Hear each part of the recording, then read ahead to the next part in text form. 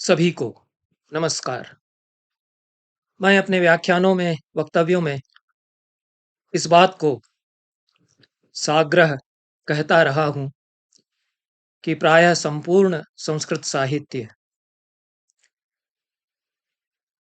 पुरुषों के वर्चस्व का साहित्य है और पुरुषों के द्वारा रचा हुआ अधिकांश उसका भाग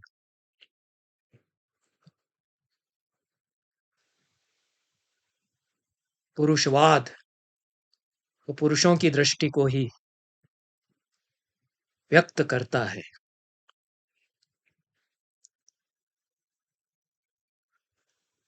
यह सत्य है कि अपने उदात्त भव्य जीवन मूल्यों की अभिव्यक्ति के कारण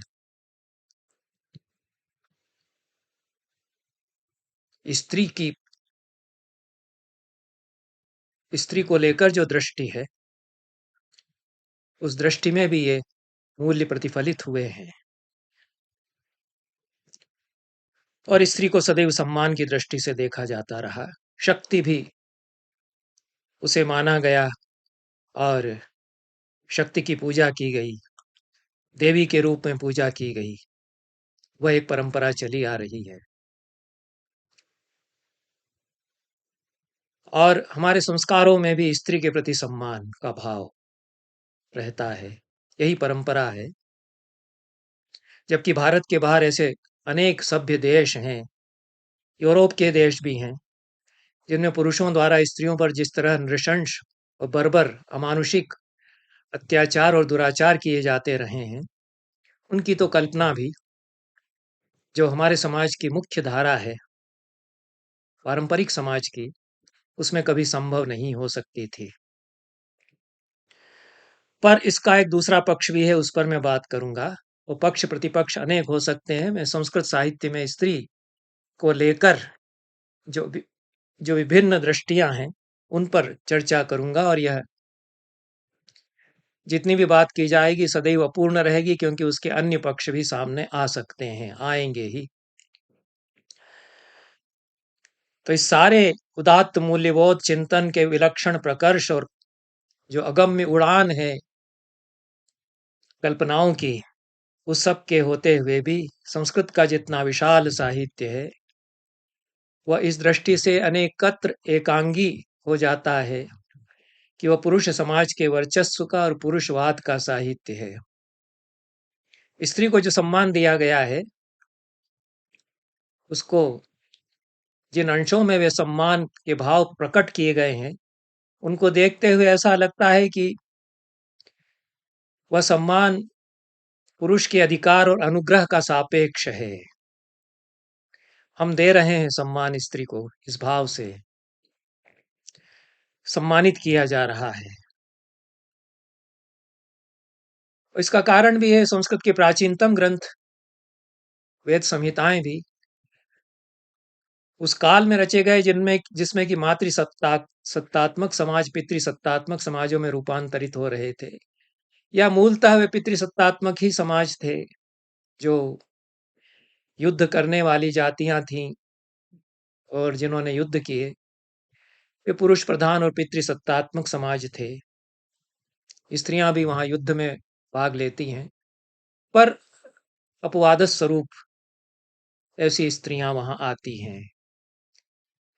जैसे जैसे समाज की व्यवस्थाएं स्थिर और रूढ़ होती जाती हैं, आगे चल करके स्त्री की स्थिति कुछ और हीन होती जाती है। दर्शन के स्तर पर अर्धनारीश्वर की अवधारणा है, शक्ति की अवधारणा है। स्त्री पुरुष के युग्म युगल को एक शेष में परिवर्तित किया जाता है। भाषा में भी पाणिनि का सूत्र है पुमान स्त्रिया, और उसमें द्वंद्व एक शेष में बदलता है, पर उस द्वंद्व में जो एक शेष है उसमें पुरुष ही बचता है। माता च पिता च पितरौ ही होगा, मातरौ नहीं हो सकता है वहां, और इसकी संभावना भी नहीं होगी। इसलिए जितना संस्कृत साहित्य हम अध्ययन करते हैं, उसमें असंख्य महिनिया महिलाओं की वेदनाएं, अश्रु, आहें और कराहें दबी हुई हैं। पुरुष प्रधान व्यवस्था में ये सारी वेदनाएं, आहें उस धरती की कोख में दबी रह गई हैं, जिस पर पुरुष पराक्रम करते हैं। यस्याम गायन्ति नृत्यन्ति भूम्यां मर्त्या बैलवाः, अथर्ववेद में कहा गया है। जिस पर पुरुष विधि विधान रचते हैं, व्यवस्थाएं रचते हैं।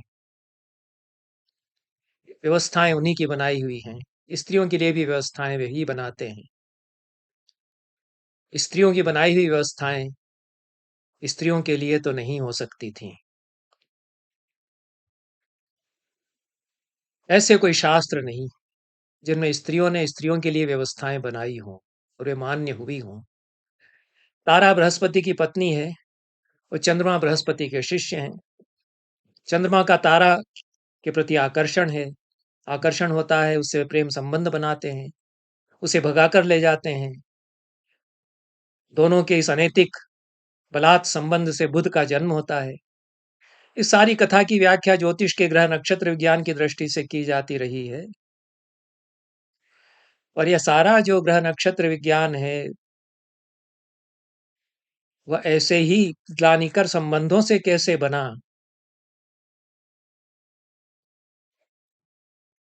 ज्योतिष के प्रतीक उसमें हैं, पर तारा की व्यथा का वहां कोई मूल्य नहीं।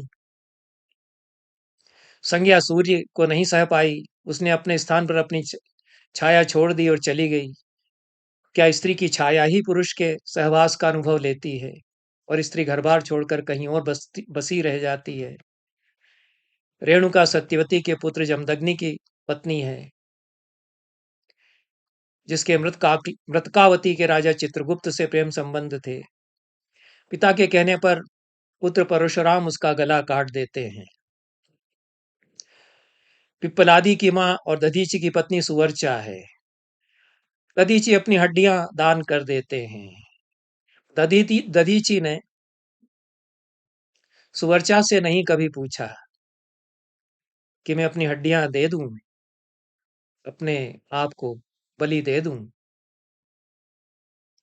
अपनी ई लीला समाप्त कर दूं। त्वष्टा की पत्नी और वृत्रासुर की मां अपने बेटे की मृतदेह पर पड़ी रह जाती है, बिसूरती रह जाती है। शर्याती की पुत्री सुकन्या ने बचपने में नादानी की। वृद्ध च्यवन ऋषि से उसे ब्याह दिया गया।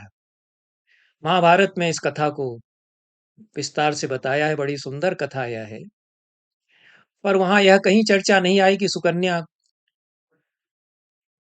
को च्यवन ऋषि के साथ जो बांध दिया गया, उसको कैसा लगता रहा होगा। जयंत की चर्चा आती है इंद्र के पुत्र के रूप में, पर जयंती इंद्र की पुत्री है। बलि से धरती को हथियाने के लिए इंद्र उसे शुक्र को सौंप देते हैं। नयना धृतराष्ट्र की दासी है। धृतराष्ट्र के उससे अंतरंग संबंध है। उससे युयुत्सु का जन्म होता है। महाभारत में युयुत्सु अत्यंत उपेक्षित, धिक्कृत और तिरस्कृत पात्र हैं। धर्मवीर भारती के अंधा युग में भी बहुत उनको झेलना पड़ता है, प्रताड़ित होना पड़ता है। अत्यंत अपमानजनक ग्लानिकर स्थिति में वे हैं। महाभारत में भी यही स्थिति उनकी होती है।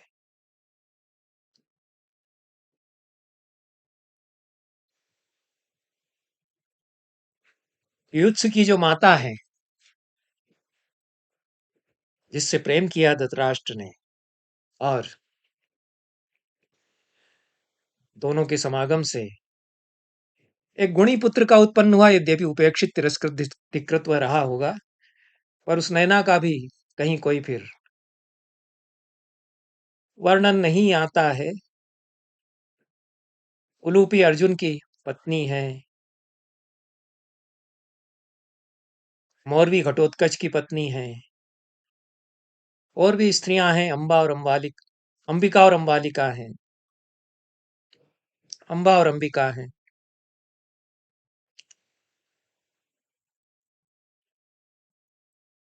अंबिका और अंबालिका ही हैं। वे व्यास का रूप देखकर भय से पीली पड़ जाती हैं, आंख मूंद लेती हैं। विदुर की माता है, इंदु उसका नाम कहीं आता है। वे मनस्विनी नारी हैं। वे साहस के साथ व्यास से समागम रचती हैं, बड़े ज्ञानी पुत्र को जन्म देती हैं, पर उनका अन्यत्र फिर कहीं नाम नहीं आता। विदुर भी धिक्कृत होते हैं कौरव सभा में, बार बार क्षत्ता संबोधन उनके लिए किया जाता है जो शूद्र के लिए आता है। यह सत्य है कि पूरी तरह अनदेखा भी नहीं किया गया है हमारे आख्यानों में इन माताओं की, बहनों की व्यथा कथाओं को, पर मुख्य धारा में नहीं वे रहती हैं, पार्श्व में, पार्श्व की कुक्षी में निक्षिप्त वे होती हैं। राजा जानश्रुति, यह तो इतिहास पुराणों के उदाहरण हैं। उपनिषदों में जानश्रुति राजा हैं, उनकी पत्नी मालिनी है। मालिनी रैक्व ऋषि के द्वारा स्वर्ण के बदले अपनी खरीद को अस्वीकार कर देती हैं। उपनिषद रैक्व ऋषि के चिंतन का वर्णन करते हैं और जानश्रुति को उन्होंने किस प्रकार से परम तत्व का उपदेश दिया यह बताते हैं।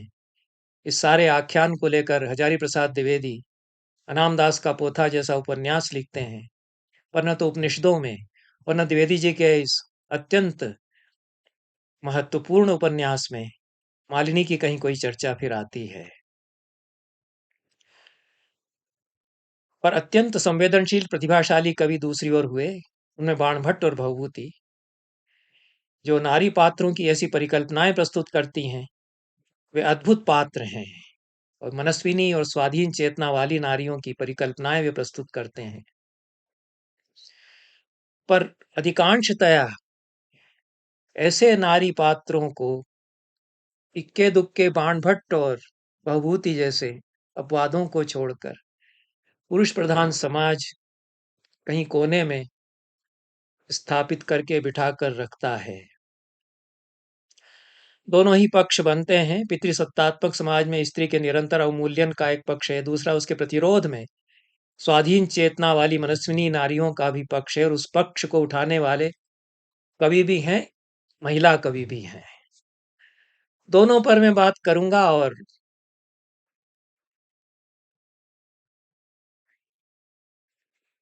सत्य के निकट पहुंचने का प्रयास भी करूंगा। प्रश्न फिर भी उठाए जा सकते हैं और सीमित समय में पूरी बात नहीं होगी, आगे भी कुछ चर्चा यथासंभव होगी।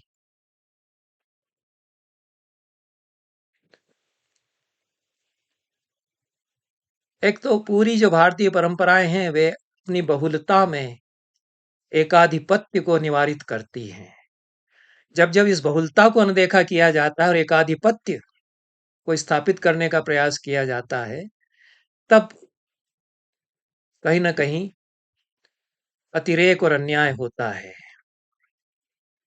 और अपनी जो पूरी विविधता है और बाहुल्य है और समानांतर परंपराओं को रचने की जो हमारी हमारी परंपरा में, संस्कृति में एक क्षमता है, उसके कारण हानोपादान बुद्धि बनी रहती है। इसलिए धर्मशास्त्र में अनेक तरह की व्यवस्थाएं मिलती हैं, उनमें कहीं कहीं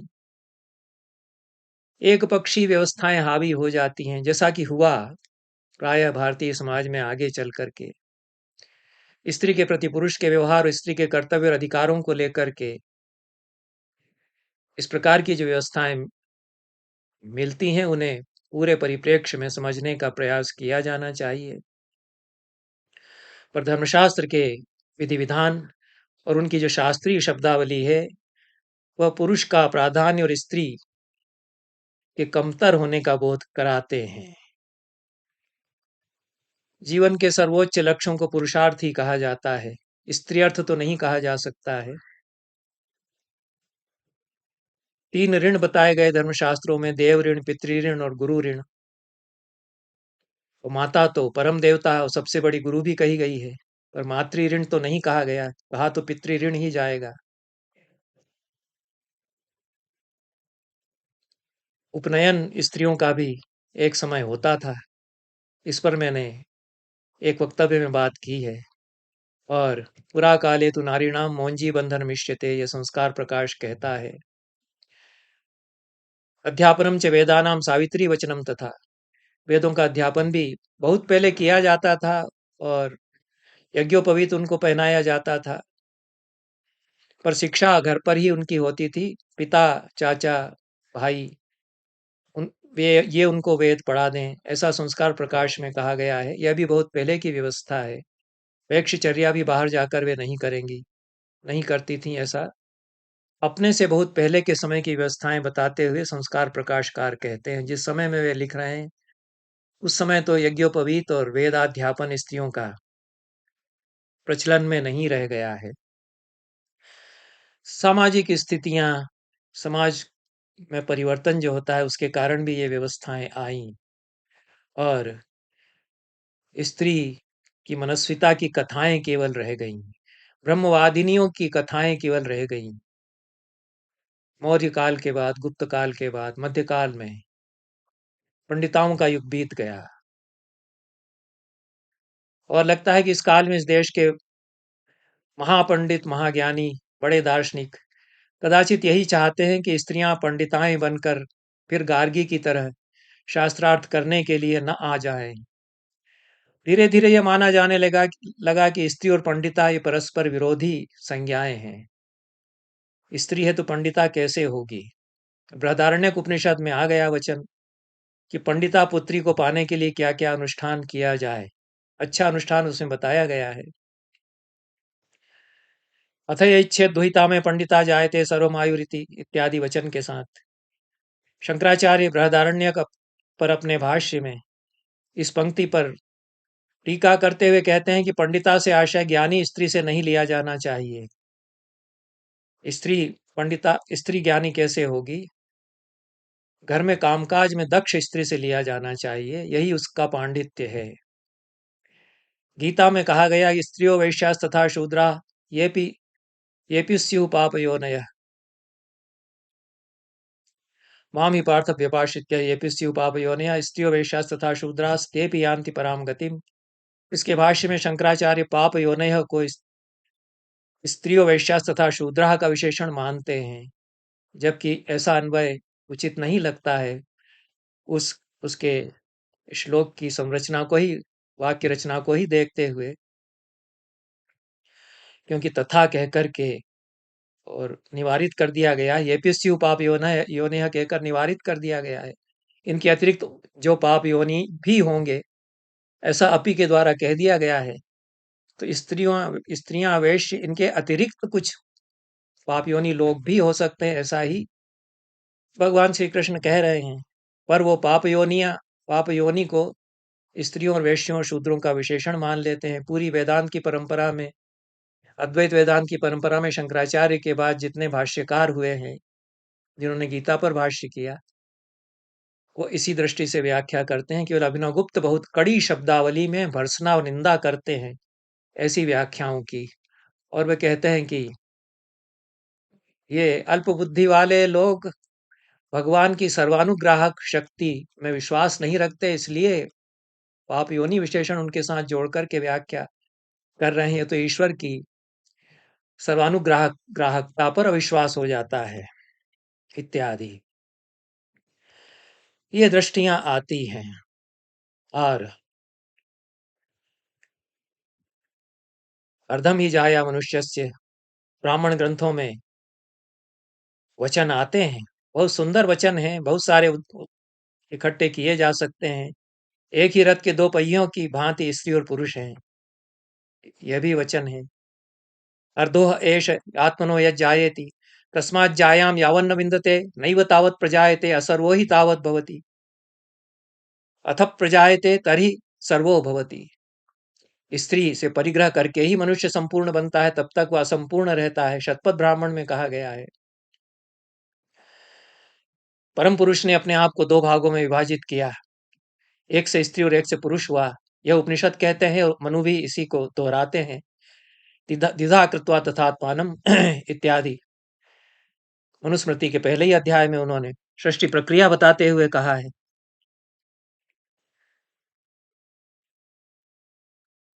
पर स्त्री और पुरुष समाज शरीर के अर्धांग हैं, इस रूपक का धर्मशास्त्रकारों ने समाज व्यवस्थाएं बनाने में उपयोग किया, अपनी-अपनी दृष्टि से उपयोग किया।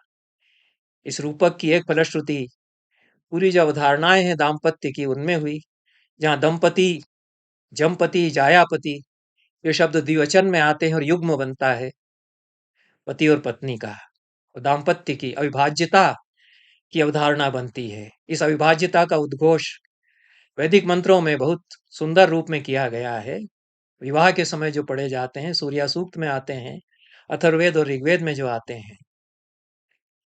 पर प्रश्न फिर भी आता है कि दाम्पत्य संबंध यदि अविभाज्य संबंध है, तो दोनों एक ही रथ के दो पहिए हैं, दोनों इस रूप में समान हैं और अर्धो ही जाया पुरुषस्य, ऐसा हम मानते हैं।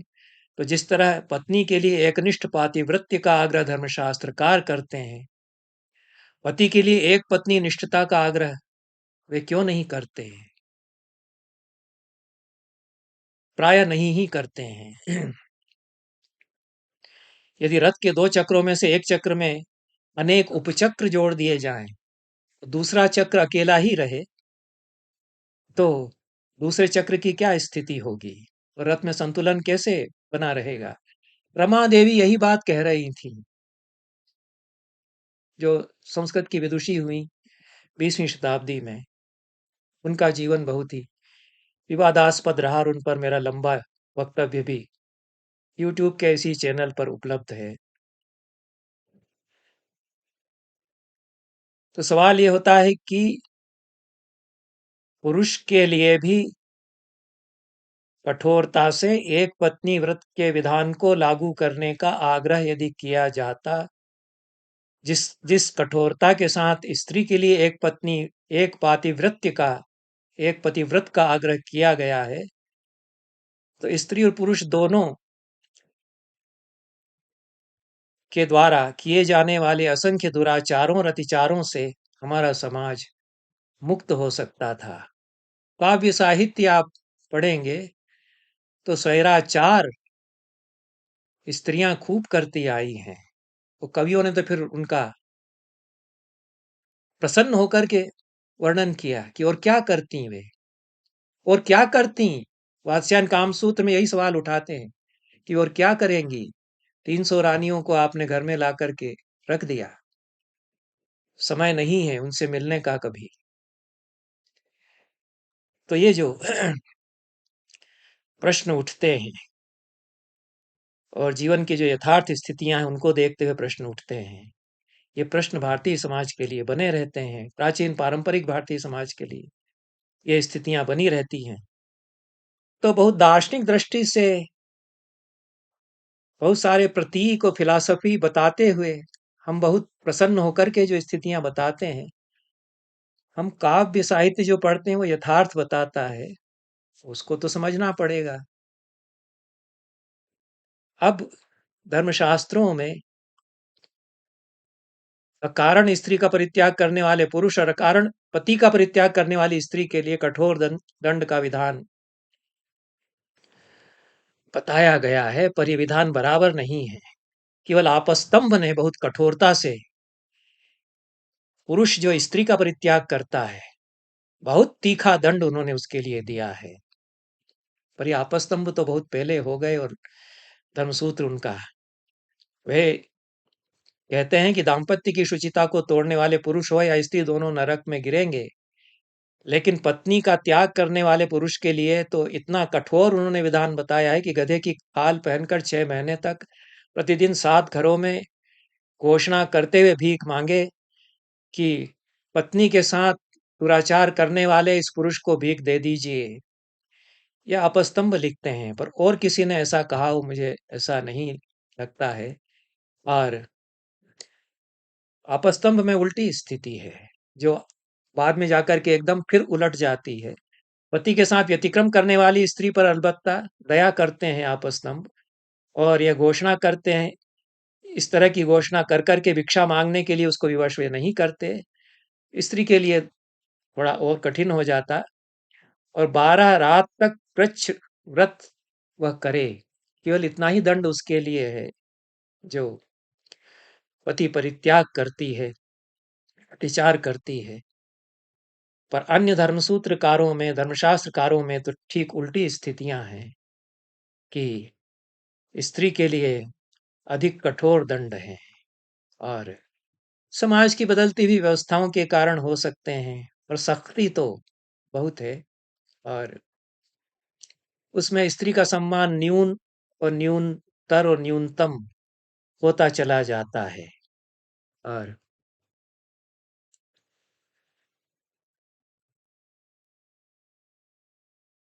अर्धांगिनी शब्द व्यवहार में भी रह जाता है। अर्धांगिनी शब्द भाषा में, भाषिक प्रयोग में रह जाता है, व्यवहार में उसके फलितार्थ लुप्त होते चले जाते हैं। पुरुष का दोहरा चरित्र फिर सामने आता है। वह इतिहास की अदम्य शक्तियों का साथ देता है, जो इस देश की असंख्य दूताओं का अस्तित्व रसोई घर के अंधेरे कोनों तक सीमित कर देता है, जो शक्तियां कर देती हैं, जो इस देश की बहुसंख्य वसंत सेनाओं को वेश्वाट के कोठों पर पहुंचा देती हैं। इस देश की धूताएं अपने जुआरी और प्रमादी पतियों को संकट से उबारने के लिए अपनी बेशकीमती रत्नमालाएं सौंप देने भर के लिए अंधेरे कक्षों से कभी कभार बाहर झांक कर आती हैं, और वसंत सेनाएं बलात्कारी शिकार के अत्याचार सहने के लिए विवश होती रहती हैं। मृच्छकटिक में उभर जाती हैं, क्योंकि वसंत सेना बहुत मनस्विनी है। शूद्रक की जो वसंत सेना है, धूता भी उनका अद्भुत चरित्र है, लेकिन वो तो एक एक क्षण के ही लिए बाहर केवल इतना कहने के लिए आती कि ये रत्नमाला मेरे पति को दे देना, वो वो सब चोरी चला गया है, उसके बदले में जिस स्त्री का कहना था उसको भिजवा दें, इत्यादि। पुरुष के स्वामित्व की अवधारणा बनती है, तो पुरुष स्वामी हो जाता है। गृह स्वामिनी शब्द गृहिणी के लिए आता है, पर व्यवहार में प्रतिफलित नहीं होता है। व्यवहार में जो स्थिति है, याज्ञवल्क्य की टीका में, याज्ञवल्क्य स्मृति की टीका में विज्ञानेश्वर कहते हैं कि यद्यपि पति अपनी पत्नी को या अपनी संतति को किसी एक वस्तु की तरह अन्य को दान में या उपहार में नहीं दे सकता, पर पत्नी या संतति पर स्वामित्व उसका है। यहाँ तक तो विज्ञानेश्वर ठीक कहते हैं, पर वीर मित्र उसके आगे स्वामित्व का अर्थ वशित्व करते हैं, और वशवर्तित्व की अवधारणा आ जाती है, जो साम्राज्ञी बनने की अवधारणा बहुत पहले कभी रही होगी। कन्या फिर एक दान की वस्तु समझी जाती है, और कन्यादान का वैवाहिक अनुष्ठान है। उसके संबंध में बहुत सुंदर वचन कहे जाते हैं। वो कन्यादान का तात्विक अर्थ क्या है बताया जाता है, लेकिन व्यवहार में मैंने बहुत दर्दनाक दृश्य देखे हैं। कन्यादान कराया जाता है कि जूते खोलो वर के, क्योंकि विष्णु रूप है वह, मौजे भी उसके उतारो। वर बेहद मूर्ख आदमी है। कन्या का पिता बहुत ज्ञानी हो सकता है, बड़ा ब्राह्मण हो सकता है, उसको शर्म नहीं आती है कि वो बूढ़े आदमी से जो परम पूज्य है उससे जूते मोजे खुलवा रहा है, क्योंकि वो कन्यादान की विधि में वो पंडित ही बता रहा है वहां, ये तो इसमें शामिल है, कन्यादान करना है तो इस तरह से विष्णु मान करके तो पूजा करना ही पड़ेगी। तो कन्या विवाह प्रकरण में वात्स्यायन, जहां जो यदि वस्तु स्थिति देखना हो तो विवाह प्रकरण महाभारत में जो है अनुशासन पर्व में, वात्स्यायन में जो विवाह प्रकरण है, और जो दुर्भगा व्रत प्रकरण है वात्स्यायन के कामसूत्र में, ये शंसन के ग्रंथ हैं, ये डॉक्यूमेंटेशन के ग्रंथ हैं, ये रेगुलेशन के ग्रंथ नहीं है। जो व्यवस्थाएं बताते हैं धर्मशास्त्र, उनसे सच्ची स्थिति का पता नहीं चलेगा, और जहाँ डॉक्यूमेंटेशन या शंसन है वहां सच्ची स्थिति का पता चल सकता है। तो वात्स्यायन जो विवाह कन्या विवाह प्रकरण में कहते हैं कि कन्या पण्य वस्तु सधर्मा, वेची और खरीदी जाने वाली वस्तु के समान है। विवाह के लिए उसे देखने के लिए वर पक्ष के लोग जब आए, तो बेची जाने वाली वस्तु को जिस तरह से अच्छी तरह साफ धो पोंछ करके संवार करके प्रेता के सामने प्रस्तुत किया जाता है, उस तरह से कन्या को प्रस्तुत वे करें। और यहाँ कहीं भी ये निर्देश तो नहीं ही आता है। धर्मशास्त्रों में भी व्यवस्थाएं हैं कन्या को किस प्रकार से दिखाया जाएगा, महाभारत में भी व्यवस्थाएं हैं, पर कहीं ये नहीं आया है कि जिस कन्या को दिखाया जा रहा है उससे उसकी रजामंदी भी पूछी जाए। ऐसा निर्देश मुझे आशा थी कि कहीं आएगा। आजकल तो थोड़े सभ्य समाज जहाँ हो गए हैं, उदार हो गए हैं, वो पूछ लेते थे। ये पहले की बात बता रहा हूँ, 50-60 साल पहले की। अब तो समाज उससे बहुत आगे बढ़ गया कि बेटी तू भी बता दे तेरी फिर क्या इच्छा है इत्यादि। जो थोड़े उदार स्नेहशील परिवार के लोग हुआ करते थे। तो यह कन्या की पूर्व स्वीकृति के बिना उसके कुटुंबीजन उसका विवाह न करें, ऐसा कहीं विधान मनु में, जितने प्रचलित प्रामाणिक धर्मशास्त्र हैं, उनमें कदाचित नहीं आया है। इसलिए जो समाज में देखता आया हूं 70 साल से, और उसके पहले 100 साल पहले का, 150 साल पहले का, उसमें बहुत बद्धमूल संस्कार है कि कन्या के लिए वर खोजना पिता का काम, उसके अभिभावक का काम है। उसकी बिना पसंद पूछे उसे ब्याह देना उनका दायित्व है, कर्तव्य है। इस कर्तव्य को उनको निभाना है। और इसके लिए कितने कितने अनाचार दुराचार भी वो सहते हैं। उनकी बेटियों पर जो दुराचार हुए हैं, कितनी बेटियां बलि चढ़ाई जाती हैं। ये संस्कार हमारे देखते देखते जो हमारे पास पड़ोस में समाज है उनमें बने हुए हैं अभी भी। मैं उसी समाज में रहता हूँ जहां पर लड़की पिता से ज्यादा समझदार हो चुकी, वो अपना भला बुरा समझती है, लेकिन पिता के भीतर यह संस्कार है कि अपनी मर्जी से कुछ नहीं करेगी, जो कुछ मैं करूंगा। और वो मूर्ख पिता है। मैं उसके मुंह पे जाकर के कहता हूँ कि तू मूर्ख है और तेरी लड़की तुझसे ज्यादा समझदार है, ये जो कर रही है इसको कर लेने दे। नहीं करने दिया तो कितनी कितनी दुर्घटनाएं हुई, कितनी कितने त्रासदियां हुई। ये जो परंपराएं बनी और चली आ रही हैं, ये व्यवहार में और सिद्धांत में, और इनमें फिर अंतर्विरोध हो जाता है। हमारी पूरी परंपराओं में सिद्धांत और व्यवहार में अंतर्विरोध क्यों आए?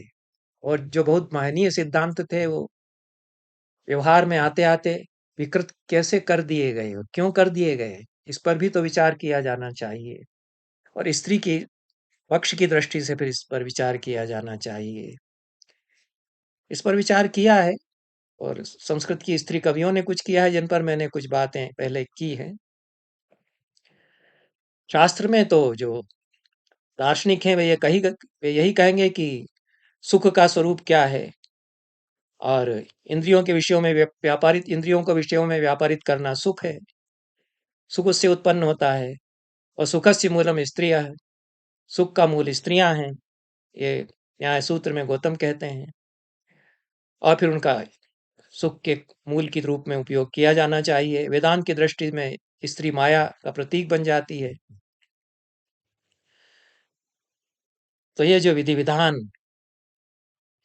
इसको जिन स्त्रियों ने झेला उनका यदि विवरण देखें और समझें, तो महादेवी वर्मा के संस्मरण है, श्रृंखला की कड़ियां उनकी अच्छी पुस्तक है। उसमें लड़की को दुकान में पड़ी एक ऐसी वस्तु की संज्ञा उन्होंने दी जिसे दुकान का मालिक खरीदार के आने तक संभाल कर रखता है। और द्रौपदी के चरित्र का विश्लेषण फिर इस दृष्टि से,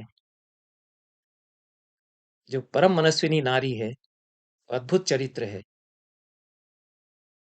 उसके चरित्र के बारे में कृष्ण कुमार जो अच्छे शिक्षा शास्त्री हैं और विचारक हैं, वे कहते हैं कि द्रौपदी की कथा का सार स्त्री का अकेलापन है। मनु स्त्री को प्रसन्न रखने, उसको सम्मान देने की बात बहुत जोर दे करके कहते हैं। बहुत सुंदर शब्द उनके हैं। जिस घर में बहनों, पत्नियों, बेटियों, बहुओं का सम्मान नहीं किया जाता, वे अभिशप्त हो जाते हैं, वे घर, उनका धन धान्य सब नष्ट हो जाता है। ये बहुत अच्छी तरह से कहा मनु ने।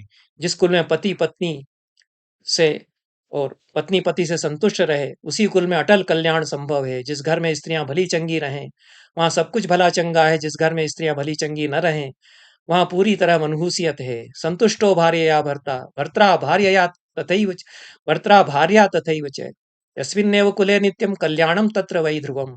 तीसरे अध्याय का 60वां श्लोक मनुस्मृति में है। यदि स्त्री न रोचेत पुमांसम न प्रमोदयेत, अप्रमोदात् पुनः पुंसः प्रजननम न प्रवर्तते, प्रजनम न प्रवर्तते। लेकिन शब्दावली यदि बारीकी से देखेंगे तो उसमें उसकी तह में जो भाव है वो यही है।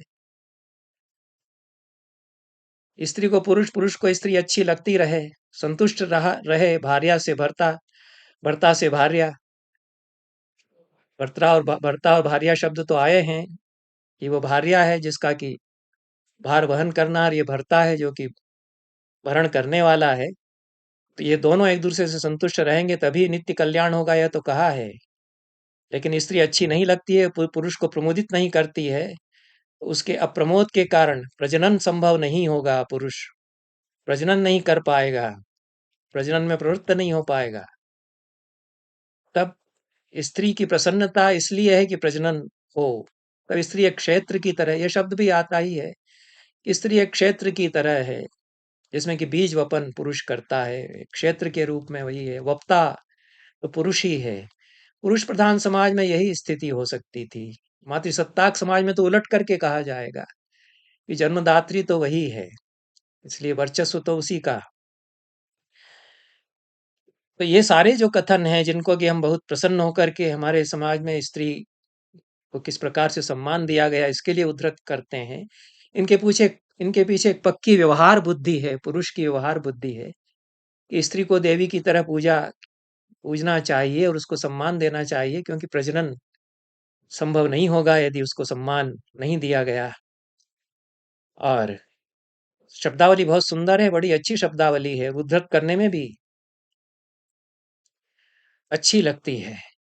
लेकिन पूरी व्यवहार बुद्धि के साथ है कि गहने भी ला करके देना चाहिए, किस तरह से सम्मान, ये मनु ही कह रहे हैं। जामयो यानी गेहानि शपन्त्य प्रतिपूजिता, तानि कृत्या हतानि व विनश्यन्ति समन्ततः, तस्मादेता सदा पूज्या भूषणाच्छादना शनैः, भूति कामैर्नरैर्नित्यं सत्कारेषु उत्सवेषु च।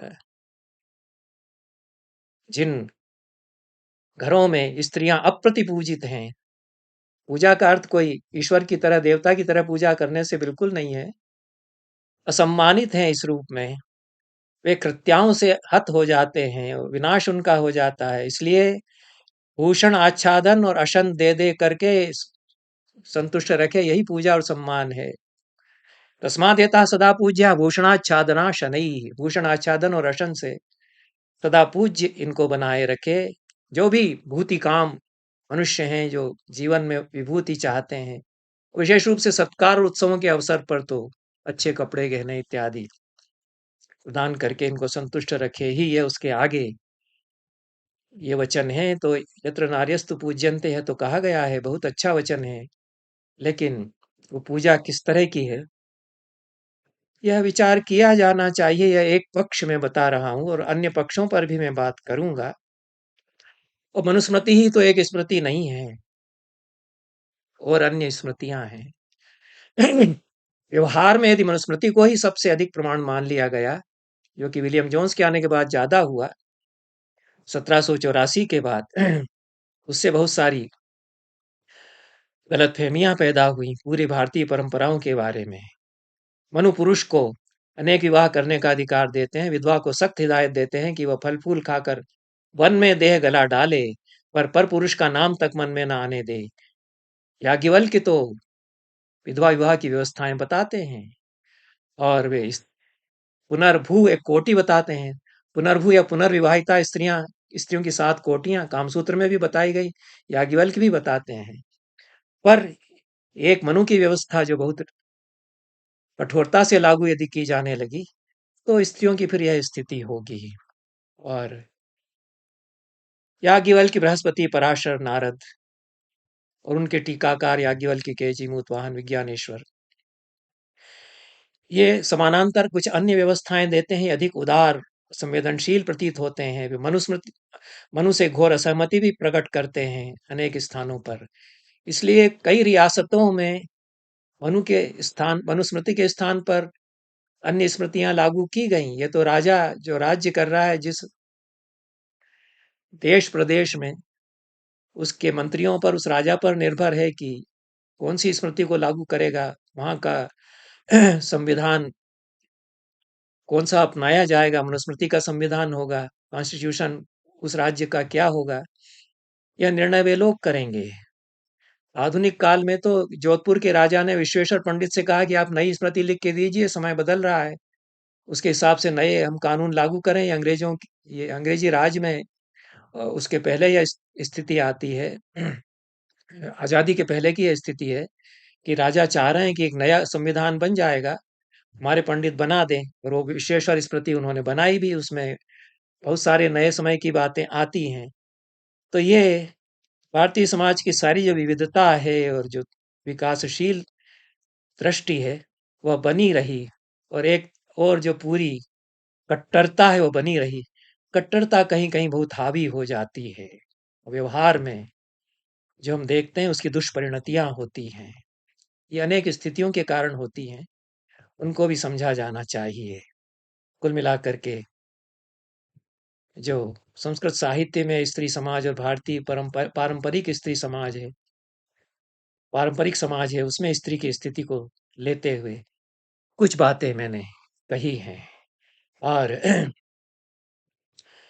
उसमें मनु स्वैरिणी स्त्री को कुत्तों से नोचवा कर मारने का निर्देश देते हैं। तीसरे अध्याय के 37वें श्लोक में बलात्कारी पुरुष को उसकी अपेक्षा कम दंड का विधान करते हैं। बलात्कारी को कम दंड मिले और एक स्त्री ने कुछ स्वैराचार किया है उसको कुत्तों से नचवाया जाए, यह तो विडंबना की स्थिति है। मृत्युदंड का विधान नहीं करते कहीं भी बलात्कारी पुरुष के लिए मनु। कात्यायन इसके विपरीत हैं।